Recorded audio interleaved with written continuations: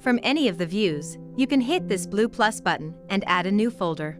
For Taylor's Kitchen, you're going to name the folders after different trades. In this case, demolition.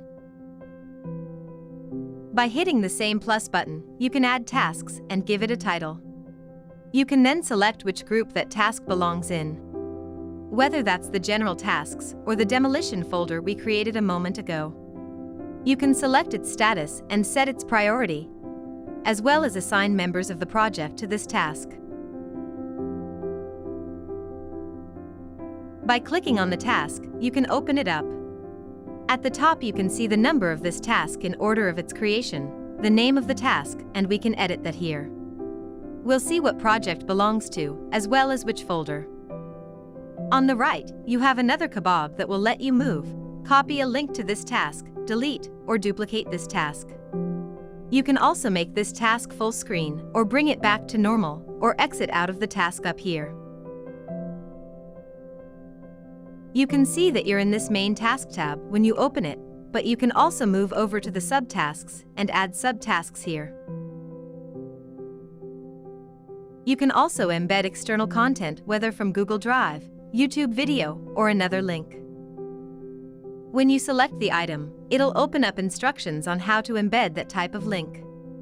Back in the main tasks tab, in the right-hand corner you can see who owns the task, or who creates it, when it was created, its status, and you can change that by dropping down that menu, its priority, which you can also drop down, or its progress, which you can drag across and set the percentage of completion. Moving down the assignees, and you can select this option to add more or remove somebody. You can also link this task to a contact record. You can set a time range for this task by turning on the time range. Then you can select a start date, date and time, as well as a due date. The time tracker feature is turned on for everybody that's been assigned to the task and will appear as this green button up here. You can start the timer, and when you stop the timer, we'll ask for you to add any notes, or you can save the entry. Those entries are logged here in the timesheet tab, where you can add a manual entry or delete one that exists. You can hide the timesheet data with this icon.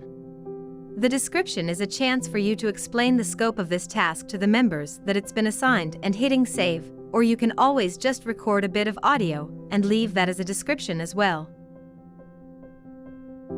You can add a checklist. Oftentimes it's good to represent your subtasks as in the checklist. You can type in the line item and hit enter, and mark them off or uncheck them as necessary. Each task will also have its own string of comments and replies, which also can be done with an audio recording, as well as the option to send this comment to an email of the owner of the task as an extra way to get his or her attention. From inside the task, you can add tag members that are assigned to the project, as well as hashtag reference any tasks that might exist in the project. This can be done in the comments, as well as in the description. You can attach files, and when attaching a file, that'll add itself as a comment.